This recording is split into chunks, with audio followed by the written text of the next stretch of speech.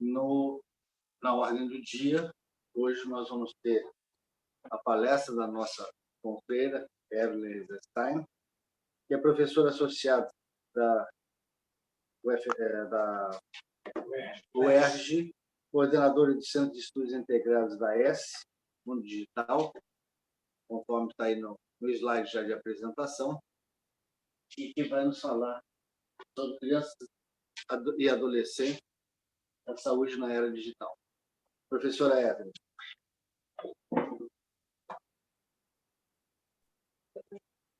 Então, bom dia a todos, uma vez mais. Eu agradeço o gentil convite da doutora Selma Sabrá, de todos os meus colegas da Academia de Medicina do Rio de Janeiro, e vou falar de um tema importante e, por isso, eu dedico essa fala hoje para os netos e para os meus 3 netos, porque nós estamos cada vez mais preocupados com as crianças e os adolescentes que estão no mundo digital. O que aconteceu, de repente, porque nossas crianças se transformaram num robô e tentam ser controlados por um algoritmo, né? Como se fosse nem digo pedaços ou objetos. Nós que lutamos tanto para crianças e adolescentes serem sujeitos de direito. Então, esse aqui é só uma imagem, porque eu não tiro mais fotografias de crianças e adolescentes, vocês vão ver por quê. Essa é uma imagem, um cartoon desenhado por uma pessoa amiga, o Cláudio Secom, mas que mostra as fases do desenvolvimento da criança e adolescente. Nós poderíamos falar aqui sobre todas essas fases, são 20 anos que levam para uma criança e um adolescente crescer. Mas vamos começar lá no comecinho. Qualquer criança, ao nascer, eu nem estou falando das ultrassonografias das mães que são tiradas e colocadas na rede, a foto, né, a imagem na rede digital. Mas então vamos falar, a criança nasceu. A criança nasceu e são 4 eixos essenciais de vida. O primeiro, lógico, a nutrição. A criança tem que amamentar, e eu, como pediatra, a favor da amamentação e alimentação, lógico. E sono. Por quê? Ela tem que dormir. Porque quando ela está dormindo, né, ela já está trabalhando o ciclo de repouso e vigília e toda a produção dos neurotransmissores, não é isso? Então, há um ciclo circadiano, ela está estabelecendo isso. E exercícios são atividades, criança é movimento. Criança quer brincar, criança quer pular, ela vai aprender a andar, ela vai aprender a correr. É isso que a criança faz, né? Então, ela vai para o mundo. E o mais importante é o afeto. Aquele que eu falo que é aquele conteúdo mágico, né? Do afeto, do amor, porque ela vai estar estabelecendo os relacionamentos. Se nós transformarmos esses 4 eixos fundamentais de qualquer criança e colocarmos atualmente, pularmos mais de 20 anos e colocar no mundo adulto, nós já vamos ver os problemas todos aqui na rede digital.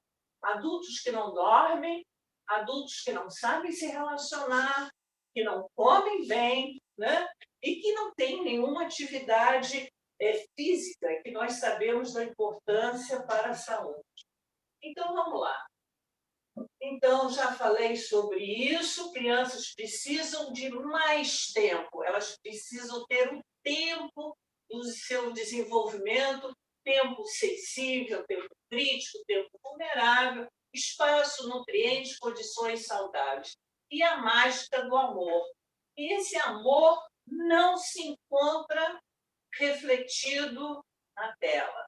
Quando ela vê aquela imagem na tela, aquela imagem não está se relacionando com ela. Então, esse é um dos principais problemas das telas. Quando eu vou falar sobre tempo de telas, eu estou usando em geral. Então, hoje em dia, nós estamos falando não só do computador, notebook, smartphone, celular, até o relógio, porque muitas crianças querem ganhar um relógio igual o pai, onde as imagens. Então, é importante que as telas sejam em geral. Então, vamos lá. Porque senão ela vai cair nesse buraco. Não é o buraco do ozônio, é nesse espaço que pode ter qualquer coisa, mas principalmente os problemas, os gaps, né, do espaço emocional que transforma. Então, vamos lá, com toda homenagem ao meu colega neurologista, então vamos falar aqui sobre o cérebro. Então, o cérebro, nós estamos falando de dois componentes importantes, não só do córtex pré-frontal, que está em desenvolvimento, mas do sistema límbico, por onde passam as percepções, as emoções, ao essa criança ver o mundo, né? E isso aqui é importante porque o tempo do desenvolvimento dessas estruturas cerebrais são diferentes, né?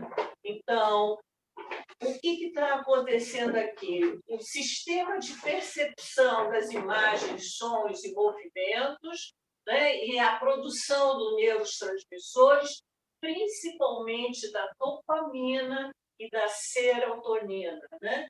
Que vai estimulando, então, o desenvolvimento cerebral. Ainda outros neurotransmissores existem, né? E a gente pode falar da melatonina, que é bloqueada por essa luzinha aqui azul, que colocam para nós permanecermos alertas.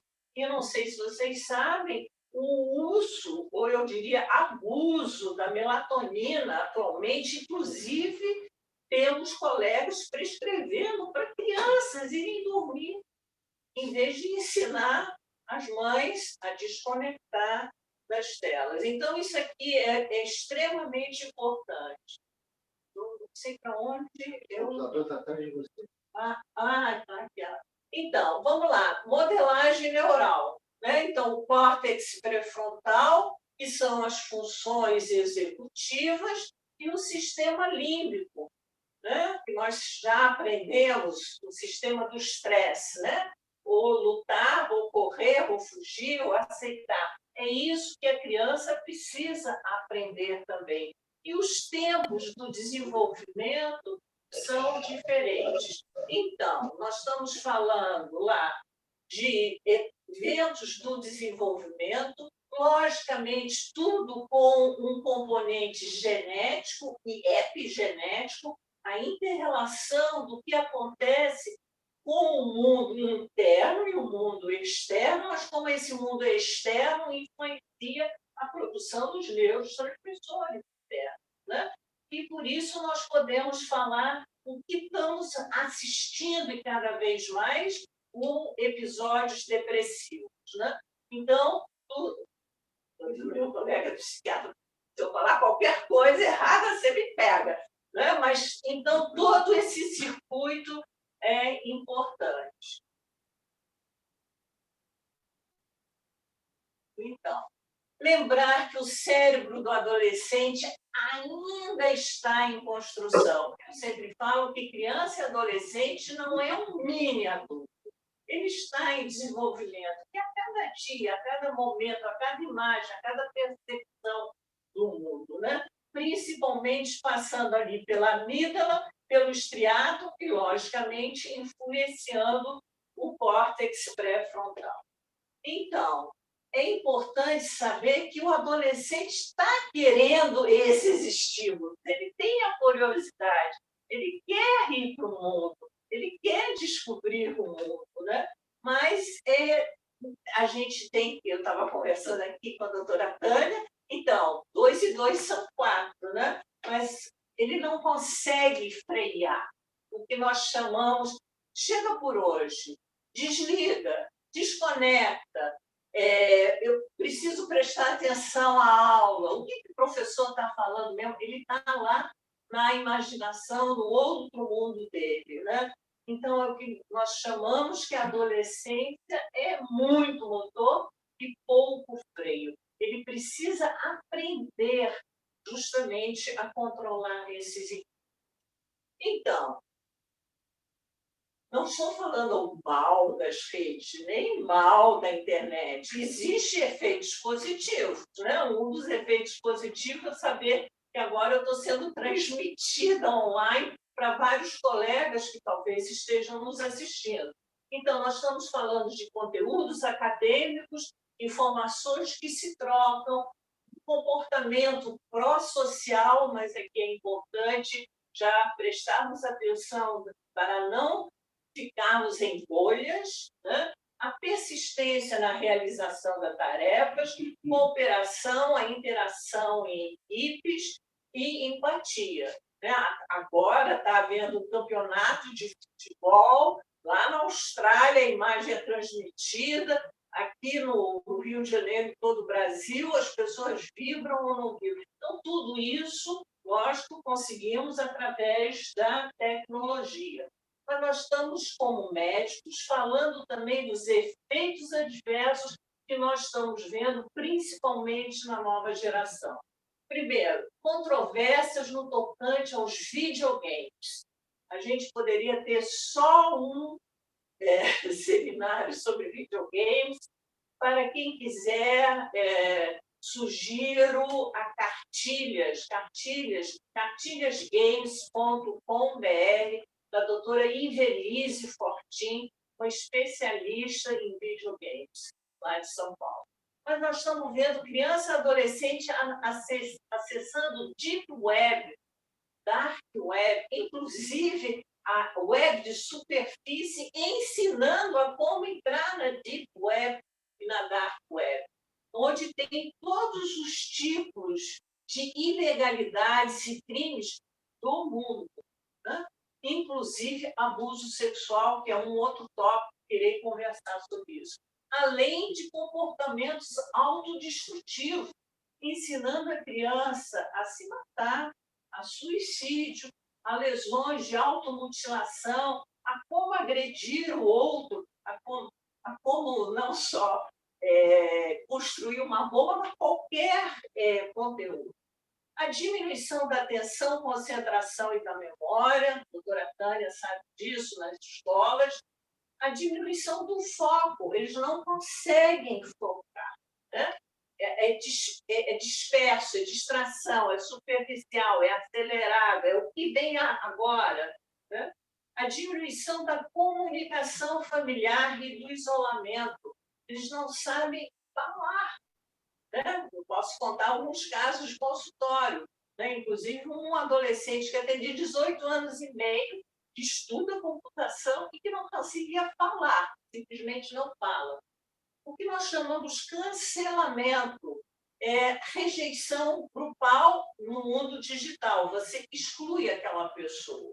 Perda da noção do tempo e da realidade externa, e tudo isso vai ser no mais, e nós iremos para o mundo do 5G. Iremos não, já estamos. Então, vamos falar dos problemas, porque isso estamos aqui na academia para falar dos problemas e falar da prevenção dos problemas. O que é dependência digital? É a busca incessante, a utilização da internet como se fosse uma dependência química. Ela é uma dependência química. E com a consequência do uso precoce, excessivo e prolongado, né? Então, a pessoa não consegue desconectar, ainda mais uma criança.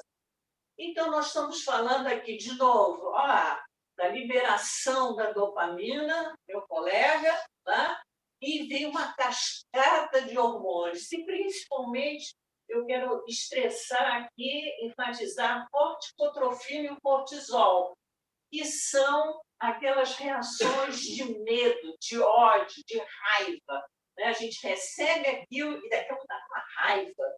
Né? Então, é um hormônio que está sendo liberado com aquela imagem que a gente vê. Agora, Imagine, então, isso aqui na criança. Então, o que é dependência digital? É um padrão de um comportamento impulsivo e persistente. Quem está falando aqui é a Organização Mundial de Saúde, não é, doutora Eva? Isso aqui é uma definição do critério da Organização Mundial de Saúde. É o aumento da prioridade dada aos jogos, principalmente aos jogos, mas também às redes digitais, sobre outras atividades. Então, a criança deixa de estar com a família, deixa de estar brincando com os seus amigos na escola, estão lá no recreio digitando, ou adultos mesmo, que deixam de estar no momento do trabalho. Falta total do controle sobre o jogo, né? Então, início, duração, porque tudo aquilo que nós sabíamos, inclusive, sobre qualquer prova.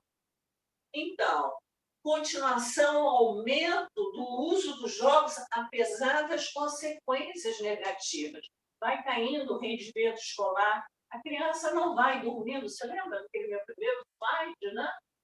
Nem é slide, primeira imagem, né? Sobre ciclo circadiano. A criança não vai se alimentando, a criança não vai dormindo, não vai praticando atividade.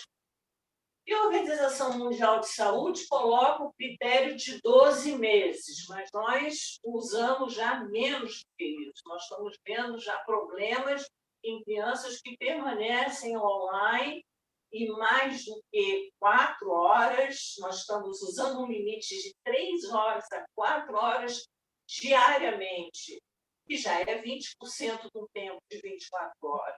Então, são crianças que permanecem online apesar dos sintomas serem severos e compatíveis com o diagnóstico. Então, esses são os critérios da Organização Mundial de Saúde no sítio 11, é o Game Disorder, né, que é o 6C51.0 online e 6C51.1 offline, e eu quero chamar a atenção para os desafios perigosos. Nós não estamos falando mais de baleia, nós estamos falando sobre brincadeiras, entre aspas, que são desafios fatais. O Brasil já tem 62 casos de crianças e adolescentes que morreram numa brincadeira desse tipo, né? São os desafios quebra-crânio, cheirar um pó que você não sabe que pó é, o desafio do desodorante, né? Crianças que aspiram o desodorante, e tudo isso lá no YouTube e outras plataformas digitais, e principalmente por influenciadores. Não vou falar nenhum nome, porque não interessa, mas um desses influenciadores digitais com mais de 1 milhão de usuários que visualizam a cada bobagem, a cada besteira que esse cara coloca na rede.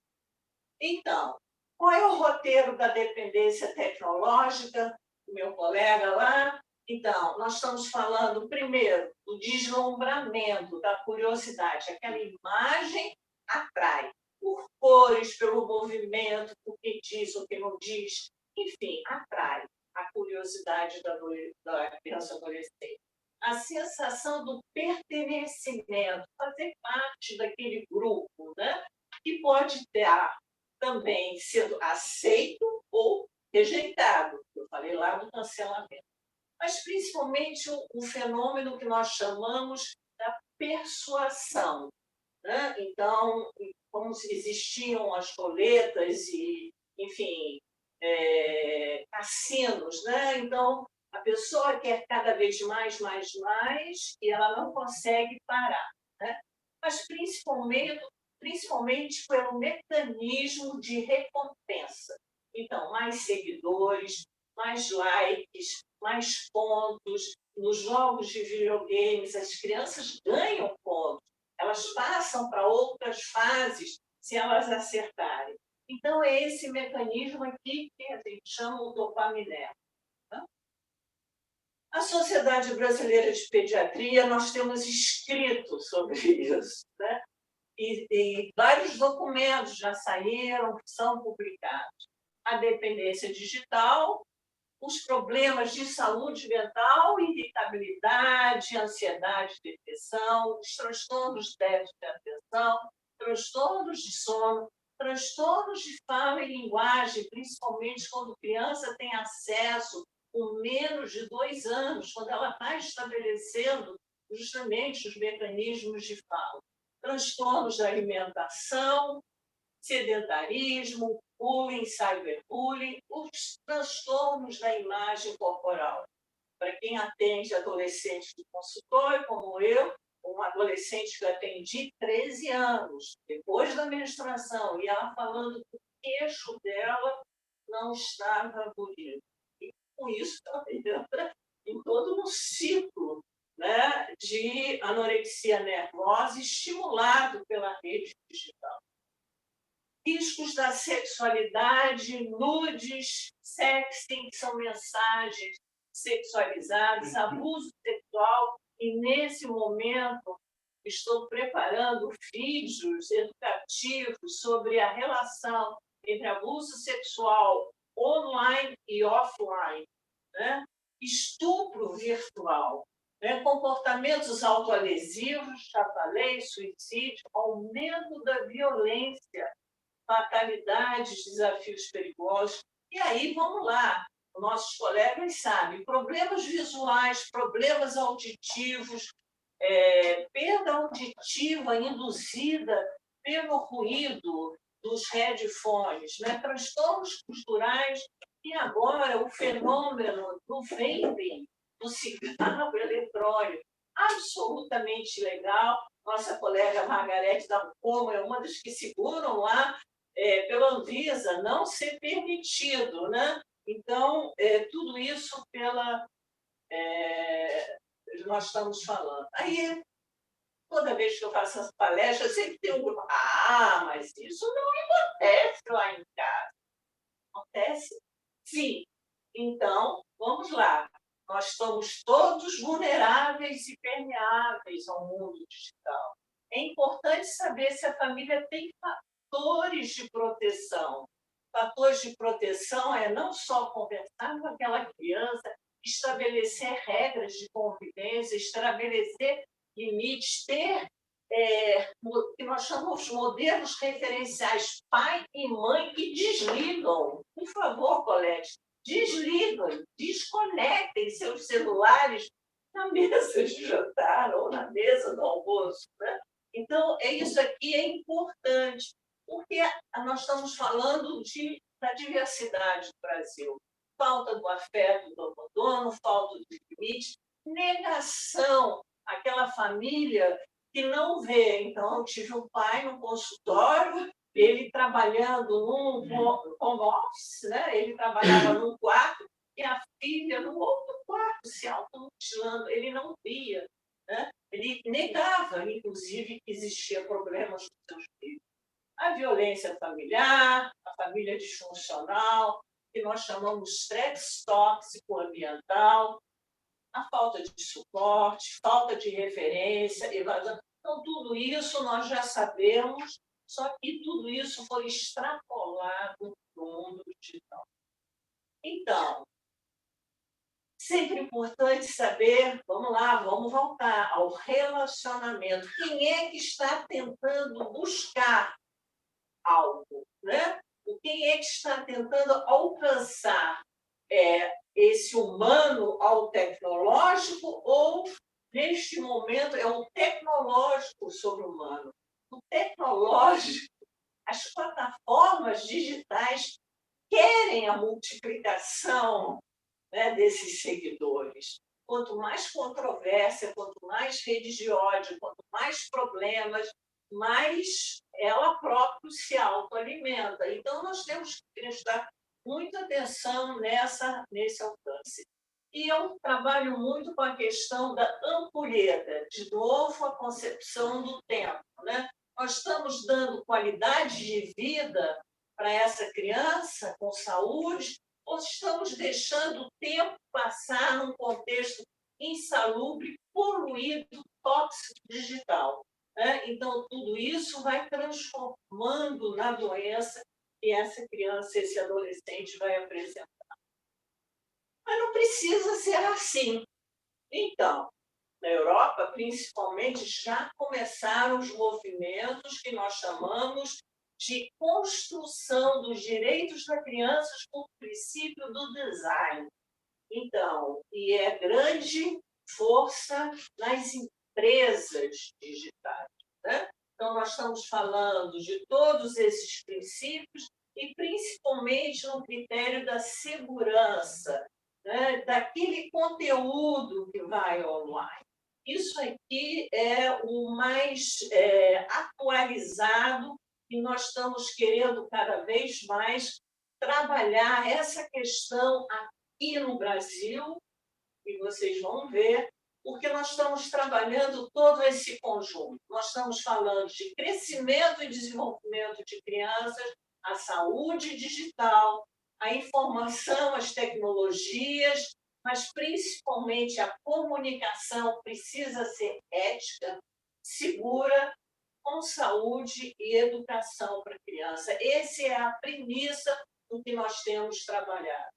Nós estamos aqui no grupo médico, então, colocar todas aquelas doenças, aqueles riscos, dentro desse quadro da promoção de saúde. Quando nós estamos falando da saúde individual, nós estamos falando de toda uma rede coletiva para a prevenção da doença e dos riscos. E saber que tudo isso é extremamente dinâmico, né? Vamos positivar ou fazer o que nós chamamos um ciclo virtuoso, ou vamos negativar e fazer um ciclo vicioso e destrutivo.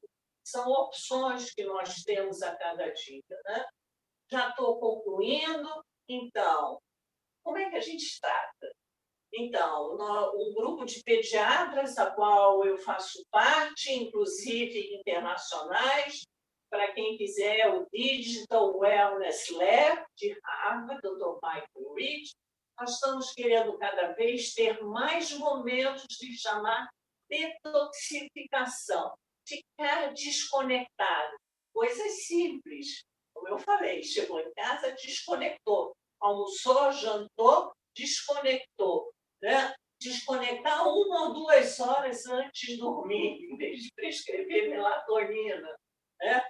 Numa tarde, no final de semana, ir com seus filhos fazer uma atividade ao ar livre, né? Rio de Janeiro, então, tem praia, passeio, jardim botânico, enfim. Melhorar o padrão de sono, dormir mais horas à noite, não conectar durante as atividades escolares. Eu tenho feito muita palestra para as escolas e o tempo todo essa pergunta, né? Desconectar durante o recreio, desconectar durante a atividade escolar. Se está naquela sala de aula fazendo um trabalho de computação, tudo bem, conectou naquele momento, mas não é 3 nem 4 horas. Né? É aquele momento da construção da tarefa escolar. Não levar o celular para o banheiro. Não, tão simples quanto isso. É um momento fisiológico de você tomar seu banho, né? Ou dormir com ele debaixo do travesseiro. Implementar atividades lúdicas, lazer, esportivas, coletivas. Né? Nós estamos falando assim, caminhar. Quanto tempo você fica jogando seu videogame? 1 hora, 2 horas? E quanto tempo você caminha, ou joga, ou faz um vôlei, uma dança, uma bicicleta, enfim?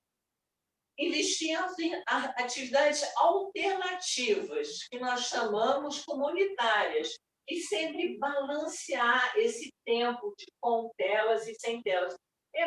Nós estamos falando coisas simples, nós não estamos falando coisas complicadas, né? Mas é sair da escravidão digital. Então, controlar os tempos, o melhor tratamento é a prevenção, sempre educar. Nós não temos como viver mais sem as tecnologias digitais, mas nós precisamos educar para os principais momentos da criança e adolescente. A Sociedade Brasileira de Pediatria já tem vários documentos publicados, Mas nós estamos querendo agora falar duas coisas simples. Primeiro, desconectar é um exercício familiar. A criança modela seu comportamento em função do que ela vê em casa, da dinâmica que ela tem em casa com seus pais. E, nesse momento, nós estamos trabalhando com a regulamentação das redes digitais. Eu sou uma das especialistas convidada pelo Comitê Gestor da Internet, que, inclusive, deu apoio ao nosso evento realizado aqui no Rio de Janeiro, no mês passado, e nós estamos trabalhando na regulamentação. Existe um PL 2630 de fake news, mas existe um PL 2628 do senador Alessandro Vieira e do Flávio Arce, que está trafegando nas discussões. E, por incrível que pareça, então, estive nessa reunião sobre regulamentação, as pessoas que trabalham tecnologias, eles nada sabem sobre comportamentos de criança e adolescente, nada sabem sobre desenvolvimento mental, ficam lá, mas estamos com problemas de saúde mental, mas não juntam que 2 e 2 são 4. Porque eles mesmos são pais e são mães, né, que cresceram no mundo digital e não percebem as alterações deles mesmos como pais, com transtornos de sono, transtornos de alimentação, com as redes de ódio, e aquilo vai tudo sendo banalizado no que nós chamamos esse grande lixo tóxico.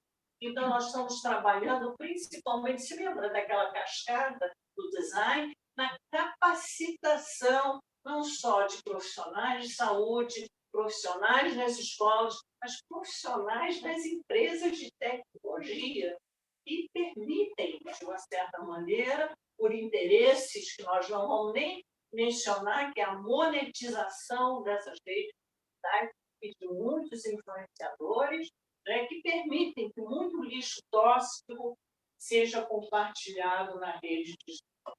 Então, esses são todos os links dos documentos da Sociedade Brasileira de Pediatria. Trabalhamos desde 2016 na orientação menos telas e mais saúde, e trouxe, infelizmente, esse aqui era quando nós tínhamos o mundo tecnológico, não sei se são ali, então era o mundo analógico do papel, trouxe alguns exemplares. Esse aqui é o material do Comitê Gestor da Internet, a Internet Segura, que é uma cartilha muito simples que pode ser baixada na internet. A própria Google, nesse momento, eles estão preocupados, né? Então, tem o Seja Incrível na internet, e mesmo eles, né? Isso aqui é um material traduzido do americano, na dúvida, fale com alguém, quer dizer, procure ajuda, né? É importante, eles estão sabendo dos perigos. Mas eu recomendo, com muita alegria, não só o livro da nossa querida Tânia, esse não estou atualizada, mas da doutora Alessandra Borelli. Alessandra é uma advogada em São Paulo de direito digital, e ela trabalha com palestra nas escolas. E ela, então, fez esse livro está bem atualizado. Então, nós temos que procurar informação, né? Denunciar sites pela SaferNet ou pelo Ministério Público e ficar cada vez mais alerta. Então, os guias já estão acessíveis, nós estamos trabalhando agora principalmente a questão de sem abuso. Espero que no segundo semestre eu esteja aqui novamente mostrando os vídeos educativos que nós estamos trabalhando em relação à prevenção do abuso sexual online. Né? E para não dizer que nada disso não tem benefício, tem muitos benefícios, né? E nós estamos trabalhando principalmente também a questão de tecnologias assistivas, né? Crianças que nasceram com problemas visuais, ou com falta de um membro, tiveram que ser amputadas, e como a rede digital pode ajudar essa criança. Então, nós temos esse manual de orientação e benefícios da tecnologia, né? E a parte do menos jogos perigosos, né? Então, nós estamos escrevendo. Concluindo, é isso aqui que eu gostaria que não estivesse apresentando para vocês, os riscos digitais. Não só fake news, o cortisol, os crimes, a rejeição, a destruição, humilhação, traumas, as perdas que acontecem. Esse aqui é o vídeo que eu falei a respeito do abuso sexual. Não quero mais isso, né? Ainda precisamos falar sobre isso, né? Porque existe, mas nós não queremos mais isso, né? E nós queremos é que o mundo seja um mundo mais fraterno, mais com endorfinas, olha lá, o outro neurotransmissor, né? E ofereça proteção social para essa criança e adolescente, relacionamentos de confiança, energias positivas, cuidados para essa criança crescer com saúde. E, principalmente, que ela vá para a natureza. Brincar. É isso que a criança estimula o desenvolvimento saudável e positivo. Então, eu fico à disposição para quaisquer perguntas que meus colegas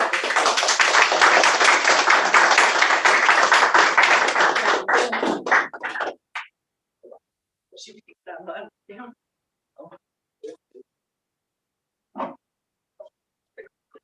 Muito obrigado, acadêmica Evelyn, pela excelente, atual e importantíssima exposição sobre esse tema.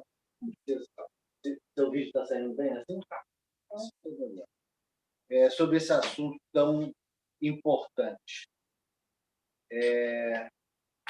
Abro para a plateia as suas manifestações, perguntas para a acadêmica Evelyn.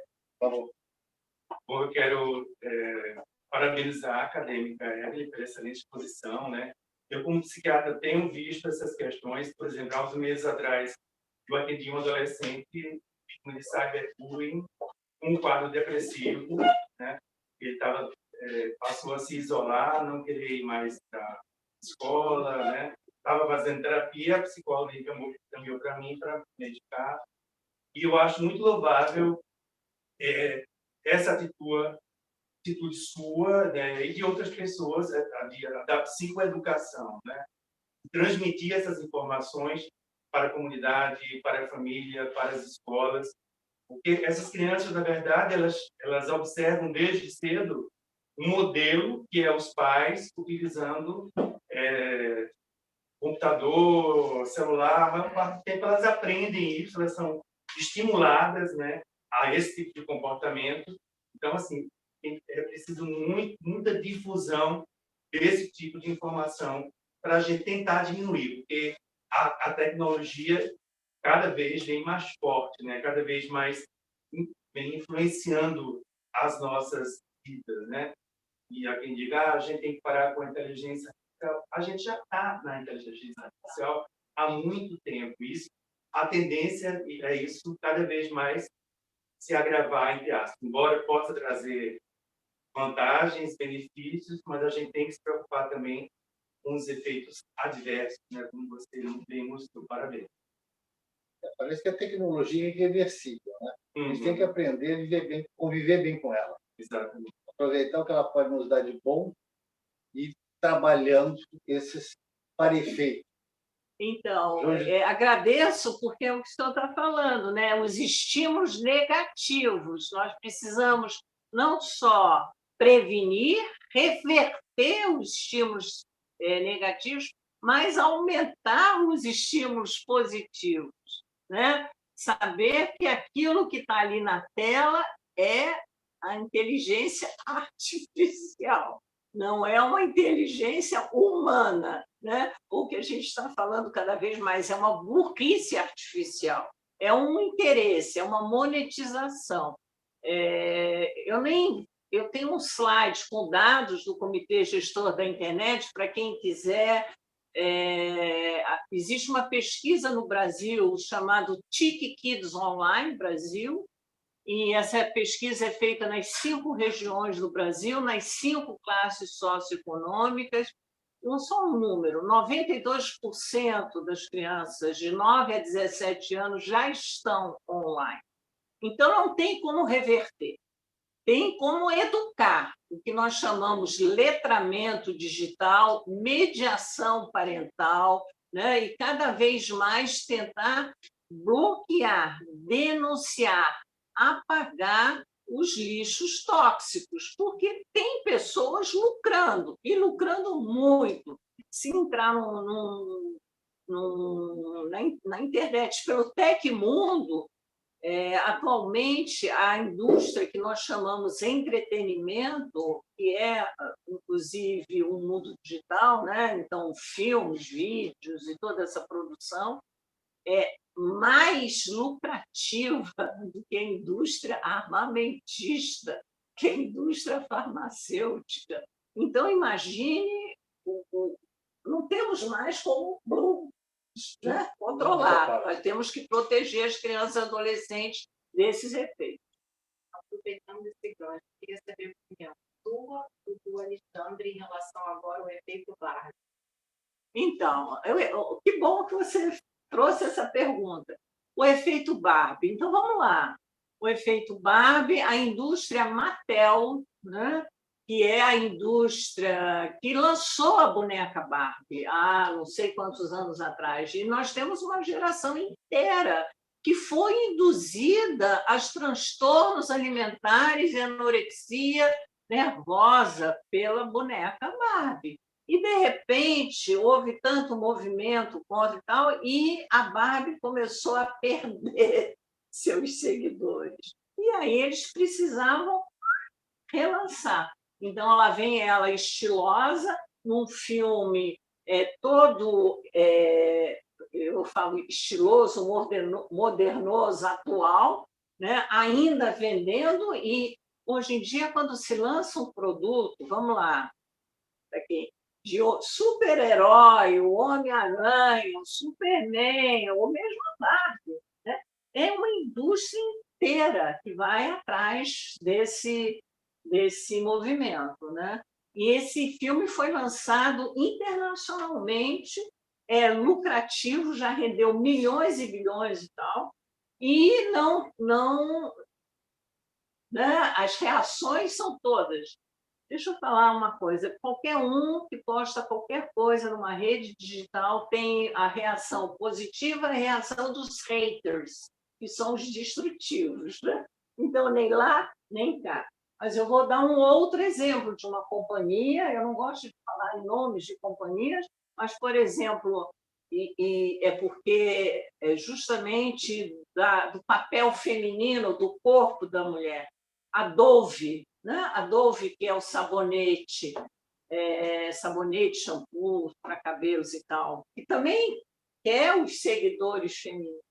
A Dove é a única companhia que eu saiba que faz justamente vídeos educativos, e tem um muito bonito, contra a anorexia nervosa, mostrando que a imagem da mulher não é aquela esquálida, né? Então, é um vídeo muito bonito, posso colocar na nossa rede. Mas, então, as empresas atualmente, e a gente pode extrapolar isso para governos, para ideologias religiosas, todo mundo está usando a tecnologia de uma maneira ou de outra, mas aí a pergunta que se faz é com que intenção, qual o intuito, o que está atrás daquela mensagem ou daquele marketing digital. É a hora de pedir, de onde Deus falou. Foi o presidente dos Estados Unidos e foi realmente. Eu estou encantado com a sua palestra, oportuna e a maneira elegante e brilhante como você expôs para nós como pais e avós, nós sentimos esse problema sério que é a nossa família. E a gente aprende na Bíblia que os últimos serão os primeiros. Nós vamos ver aí essa verdade bíblica. Né?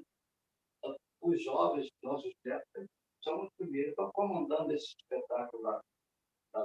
Mas eu quero apenas lembrar uma coisa interessante que eu vi na internet, que o pai da inteligência artificial, o Geoffrey, que trabalhava no Google, ele que criou a inteligência artificial, ele estava vendo o que ela pode correr para a humanidade, inclusive competir com a inteligência humana. E esse perfil de missão, o que ele falou, se eu estiver no Google, eu não posso ficar. Pediu missão do carro dele, do carro, e ele passou a boca no mundo a falar o perigo da inteligência artificial, que não somente seria capaz de competir com a inteligência humana, e pode também trazer efeitos colaterais, como desemprego e essas coisas. Eu quero, mais uma vez, parabenizar vocês. Estou feliz de estar aqui e assistir. Muitos funcionários dessas big techs estão tendo problemas de própria consciência, né? Não é só ele, não, são vários. Tivemos no Senado americano, inclusive, uma funcionária do Facebook. Mas, se eu lembrar, inclusive, o próprio Mark Zuckerberg, né, que criou as redes de relacionamento, ele é um universitário, né, e sem nenhum relacionamento, e queria ir à festinha e conhecer as pessoas. Foi assim que criou uma rede digital, né? Então, muitos desses funcionários, nem vou falar de Gates e tal, e eles estão tentando, de uma certa maneira, devolver, né?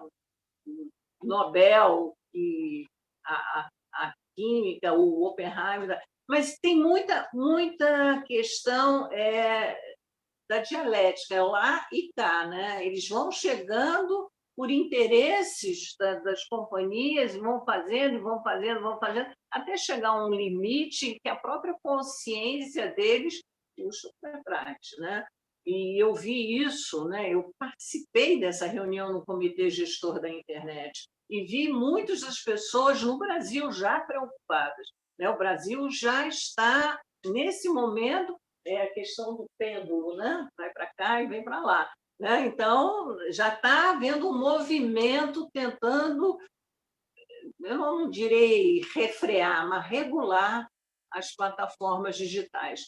Eu gostaria muito que vocês entrassem no Comitê Gestor da Internet, cgi.br ou nic.br, que é onde tem a pesquisa TIC Kids Online, o Comitê Gestor da Internet, foi formado já lá em 1970 e alguma coisa, talvez, e ele é formado por um grupo do governo, representantes do governo, representantes das empresas de tecnologia, mas também representantes da sociedade civil. É como a gente chama, uma coordenação tripartite.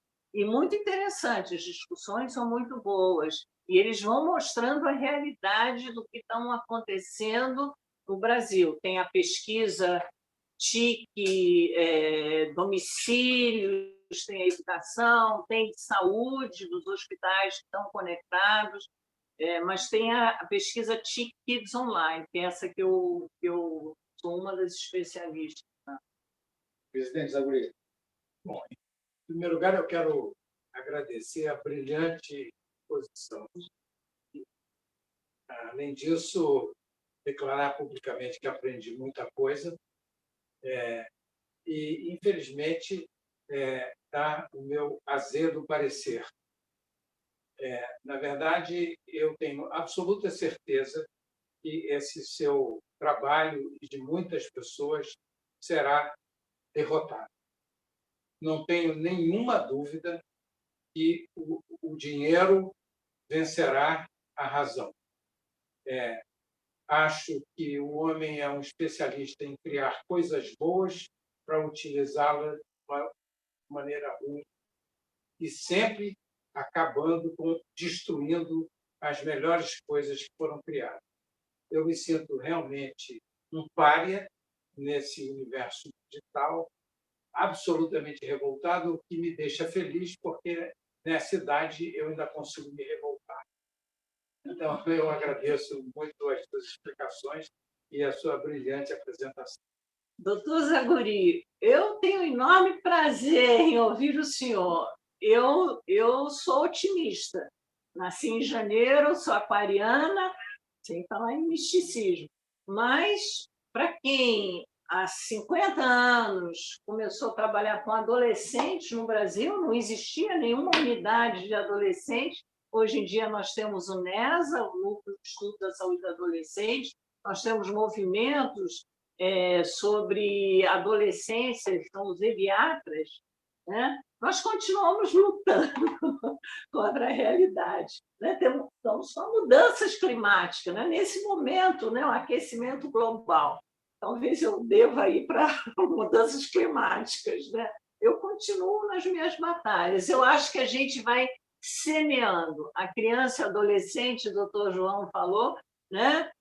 A criança e adolescente vai ouvindo, vai percebendo, e um dia, talvez, né, essa nova geração traga novos conhecimentos ou novas tecnologias que a gente não sabe. Né? Querida acadêmica, a Conferência Climática do Cairo, eu li um repórter que levantou o número de jatos e o quanto eles lançaram de gases nocivos para discutir a reversão do efeito.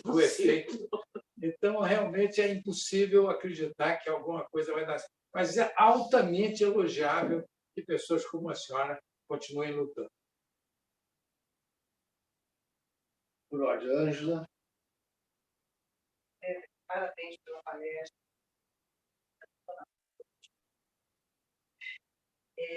Não que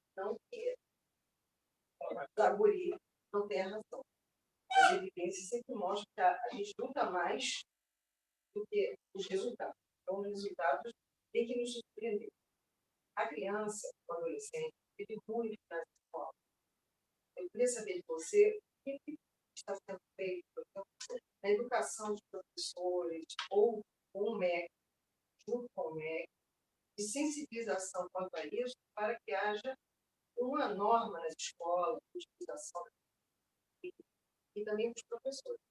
Porque existe a educação doméstica em casa, mas também existe a questão da educação na própria ambiente escolar, que eles ficam muito fora.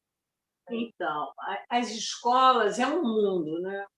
Então, mais ou menos o quê? Uns 15 anos atrás, coloca computador nas escolas. Inclusão digital. Só que ninguém treinou, capacitou os professores sobre os riscos que estavam vindo. Né? Então, nós estamos cada vez mais dando palestras em escolas. Existe já um movimento de ter treinamento, capacitação escolar. O Unicef tem programas, o próprio Comitê Gestor da Internet também tem programa, posso lhe enviar o link. A Fundação Getúlio Vargas tem um programa.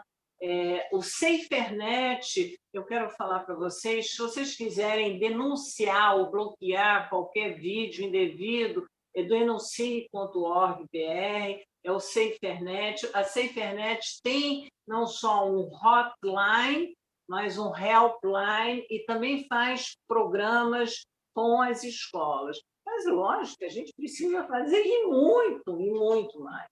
Né? O Ministério da Educação, acho que ainda está chegando. Né? Eu acho que não pode delegar ao professor essa função sozinho, sem um respaldo. Que a gente ainda tem a rede pública e a privada. É verdade. E, senão, fica na mão do professor resolver isso. A criança que vai com o celular, atrapalha a aula, usa, e o que fazer?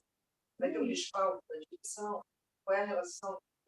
Se existe alguma efeito, fazer alguma norma de utilização durante a aula, ou quanto, senão, realmente, a gente vai trabalhar você vai enxugar gelo. Se não tiver esse respaldo diante de um programa de educação digital e de desconstruir todos os efeitos que indicação. É verdade. Nós temos o que pela Sociedade Brasileira de Pediatria, o que nós temos falado com mídias, com empresas, com educadores. Eu dei uma palestra, Tânia sabe que a gente dá muita palestra, mas aí existe uma cidade chamada Santa Rita do Sapucaí, em Minas Gerais, e tem o INATEL, que é o Instituto Nacional de Tecnologia, né? Eles trabalham toda a parte de tecnologia, informação. Então, praticamente a cidade, que é uma cidade pequena, tem também por ano um evento anual, mas, enfim, e eles nos solicitaram para fazer uma palestra. Foi muito interessante, porque os funcionários da Inatel são pessoas que trabalham com tecnologia e as escolas com problemas, né? Problemas, inclusive, de cyberbullying. Então, todas as oportunidades e convites nós temos tentado falar, né? Mas nível de MEC, ainda nesse novo governo, ainda não chegamos lá. Eu espero que chegamos, né? Nós temos uma pessoa agora no Ministério da Saúde, a Ana Estela Haddad. A Ana Estela Haddad é da Saúde Digital pelo Ministério da Saúde. A Ana Estela Haddad, ela é uma professora da Universidade de São Paulo, ela é uma odontopediatra. Então, durante a epidemia de Covid, nós fizemos parte de todo um grupo, pelo outro lado meu, que é a rede de telemedicina, e o problema que ela teve, né, para atender as crianças, né, então, durante a pandemia. Mas a Ana Estela está também preocupada e provavelmente espero que nós possamos fazer um programa daqui a pouco. O governo atual está começando a perceber que é muito além da história do fake news, né? Não é só distorção da informação, mas prevenção de comportamentos de risco. Então, vamos aguardar. Com esperanças, doutor Leão. Não lhe convido para ser meu assessor, para não jogar contra. Pedindo permissão ao doutor Antônio Jaspic, vou dar a palavra para a nossa ilustre convidada de hoje, professora Teresa Gurri. Depois eu volto à nossa ordem. Professora, por favor. Obrigada. Bom, primeiramente, quero cumprimentar minha querida amiga, né? A palestra foi realmente fantástica, claríssima, objetiva e oportuna, né? E pontual. Achei muito bom, né? Porque não ficou um tema cansativo, ficou uma coisa que realmente foi válido para todo mundo, tenho certeza que todos se beneficiaram muito. Eu só queria fazer um adendo ao que foi dito aqui, no sentido de que, primeiro, os professores, uma grande parte deles, hoje em dia, já tem, de fato, conhecimento dos riscos, das benesses e dos riscos. Não é assim, o professor está completamente por fora, não. Até porque ele é um usuário, né? Bastante... ele até teve que ser usuário por causa da pandemia. Os que não usaram tiveram que aprender correndo, né? E isso foi, digamos, uma benesse também, eu acho, né? Agora, o grande problema que eu acho, me parece que o Leão falou de uma maneira um pouco brusca, né, digamos assim, bem radical, mas eu acho que ele tem uma certa razão, porque, veja bem, eu acho que o grande desafio que nós, professores, médicos, as pessoas da área de saúde, todo mundo que estiver dentro dessa tua luta, que é minha também, a grande dificuldade é o problema do prazer. Porque é inegável, não é à toa que a criança, adolescentes, idosos, adultos, todo mundo, né, que começa a usar, fica fascinado. Porque potencialmente é prazeroso e realmente viciante. Então, a minha dúvida é, Aí o outro aspecto que ele colocou, que eu acho importante também a gente pensar, não está errado pensar que talvez a parte financeira, né, que está incrementando tudo isso, seja difícil vencer. O prazer e mais o dinheiro. Eu vejo isso, eu trabalho com isso, né, e acho uma coisa, realmente um desafio que acho que talvez eu, pessoalmente, como educadora há mais de 50 anos, nunca enfrentei. Porque imagina você dizer para alguém que gosta que não faça. A gente já faz isso como educador, né? O nosso limite, a gente ensina limites como pais, como avós, como tios, como professores. Agora, você fazer isso com o teu filho, que está quietinho, porque ele tem um joguinho para jogar, ele não quer parar. E o pai fica feliz, porque aí ele vê o Jornal Nacional, ou sei lá qual o Jornal da Band, qualquer uma coisa, ou vai ler, ou vai ver um filme, né? Ou vai jogar no computador também. Então, eu acho, assim, o que eu tenho visto é essa dificuldade. E a outra, só para não tomar muito tempo, mas a coisa que eu também acho importante é o entendimento de que os governos, que até você citou agora, os governos, eles estão nessa linha de que o bom governante é o que dá, que informatiza. Aqui no Brasil está começando a acontecer isso, né? Não sei ainda o nível que está, estou falando do ensino público, porque o privado já não existe sem computador, a não ser de cidade muito pequena, com falta de verba. Mas na escola pública eles estão querendo maciçamente fazer isso. Porque algumas cidades que dizem que já estão informatizadas, na verdade, elas têm um computador na escola para os dados, sabe, burocráticos e de resultados. Mas que cada professor ou cada aluno tem o seu computador, está longe de acontecer. Porém, para algum político menos bem intencionado, isso vai ser uma fonte de ganho fantástica. Você botar não sei quantos computadores em cada escola pública do Brasil. Então, eu tenho muito medo disso, sabe? Que não seja o objetivo realmente educativo, e sim uma coisa de finanças, né? Mal empregados, de novo. Então, esses aqui são os meus medos, mas quero te parabenizar, foi lindo. Então, doutora, eu acho importantíssimo, né?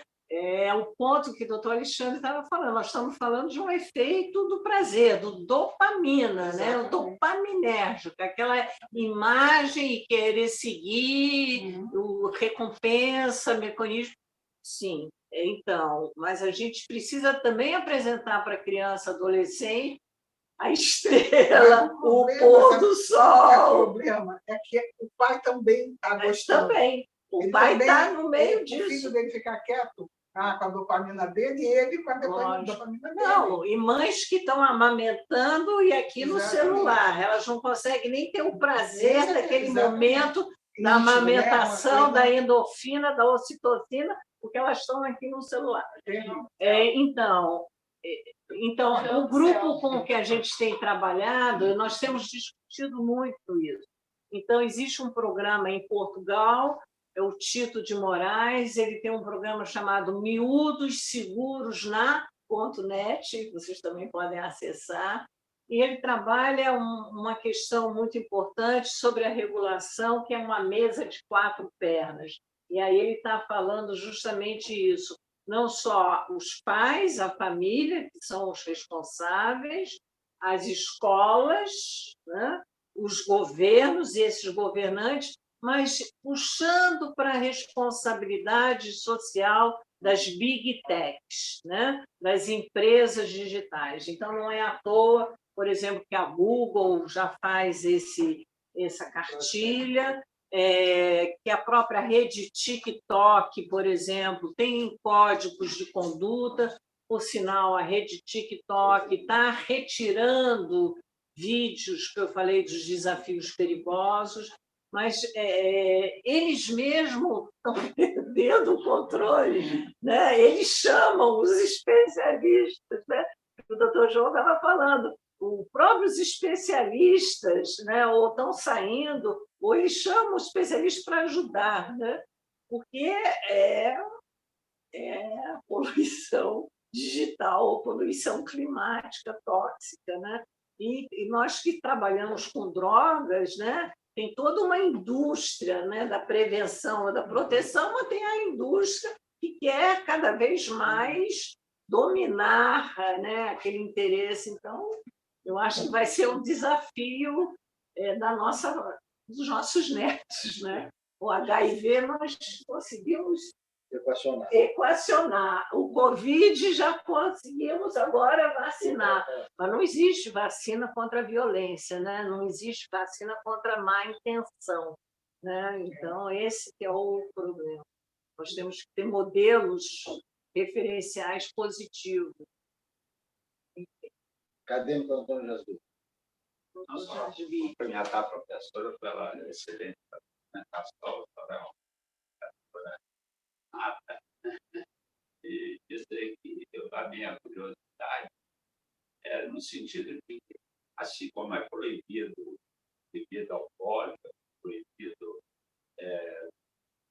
maconha, enfim, as coisas perigosas são proibidas, me parecia muito mais simples para o controle da mídia. A mídia que devia controlar. A mídia, assim como a professora falou aqui do uso do celular em sala, isso é um absurdo. É proibido o uso do celular em sala. Então, esse controle, a meu ver, eu sou contra o Estado.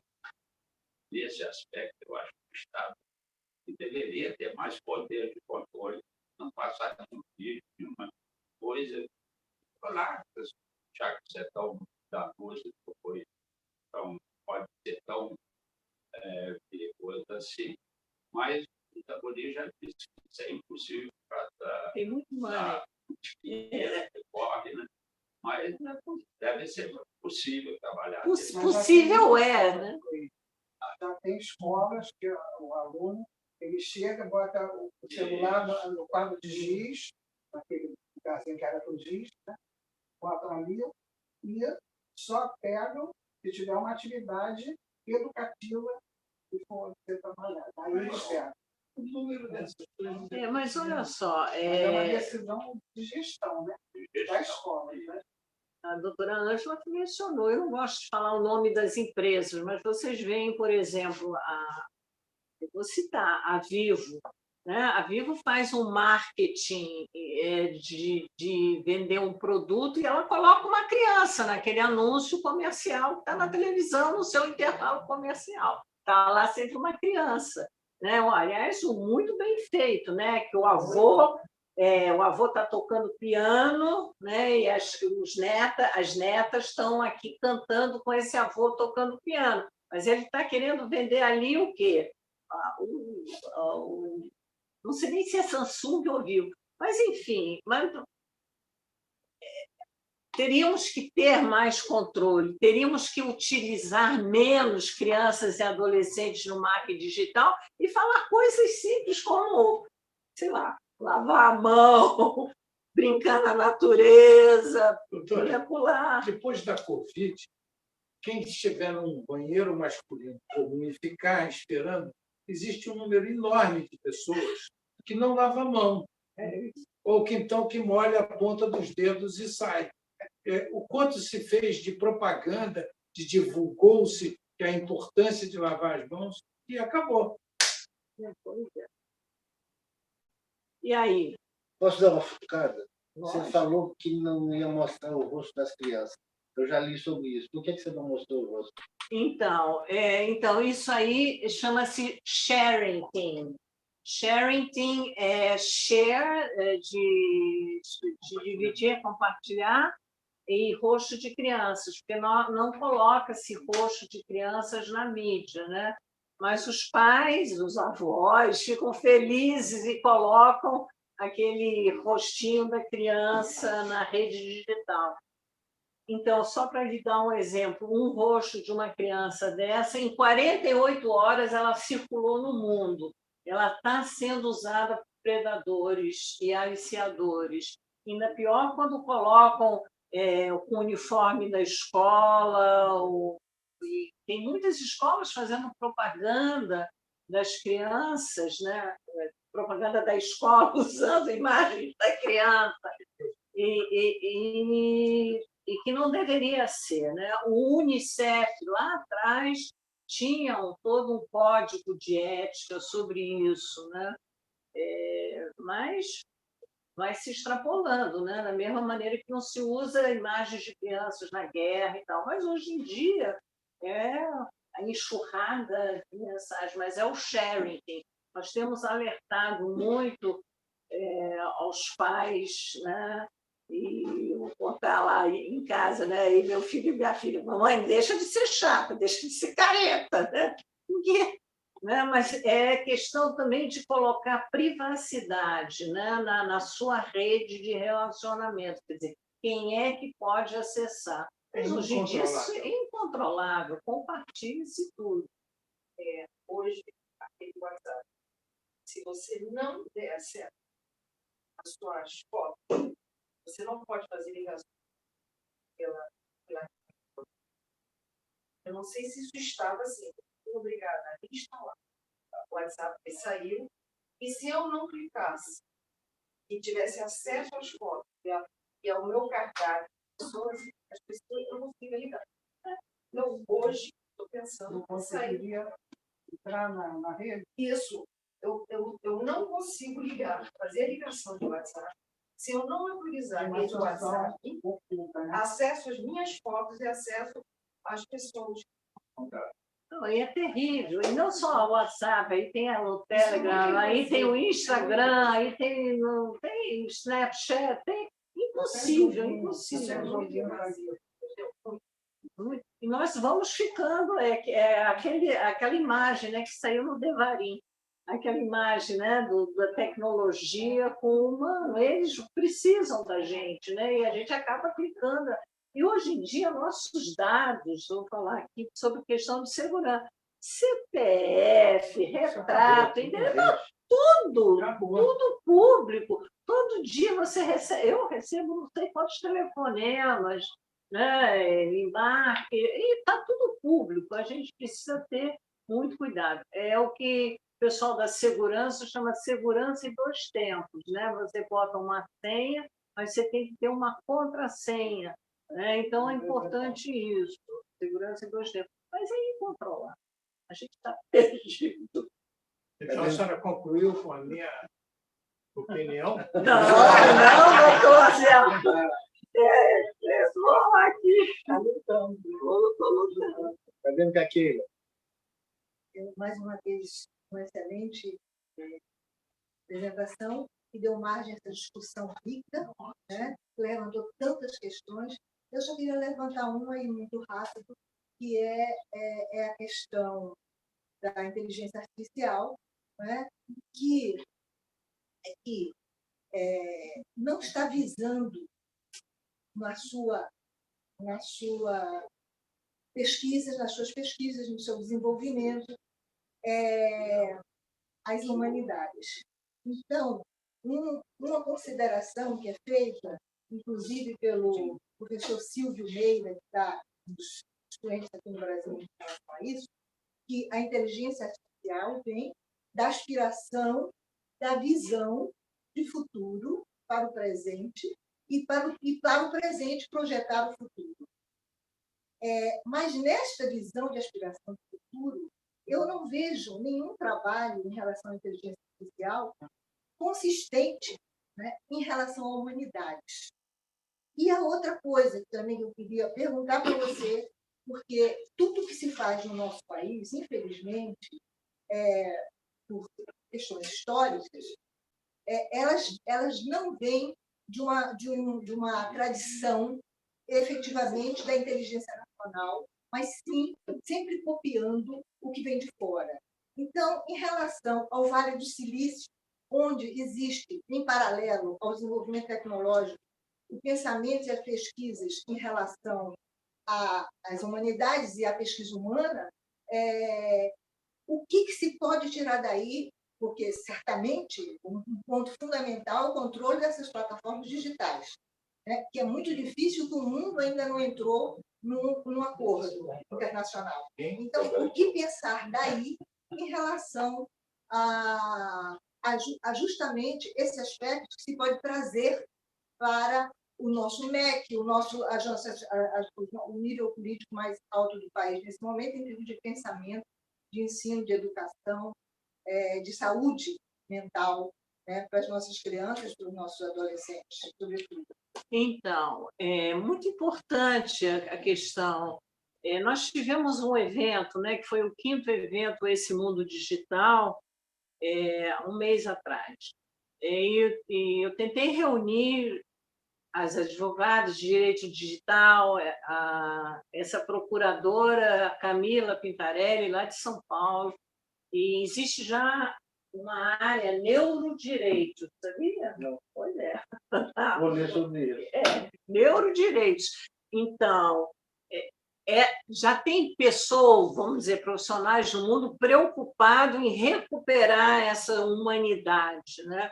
Mas, por outro lado, no próprio evento, mostraram um vídeo da China, e importantíssimo, eles colocam, né, falando de neurologia, eles colocam como se fosse aqueles eletrodos do eletroencefalograma, né? Então, e eles sabem o que a criança, não é que a criança está pensando, mas qual o neurotransmissor está sendo transmitido e como eles controlam, então, toda uma população, né? Então, a tecnologia realmente avançou demais.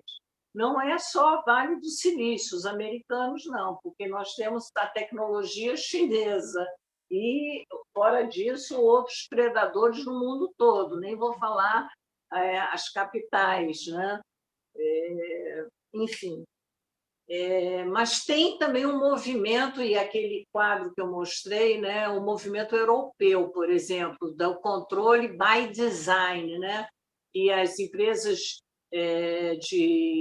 as plataformas digitais têm uma responsabilidade social nesse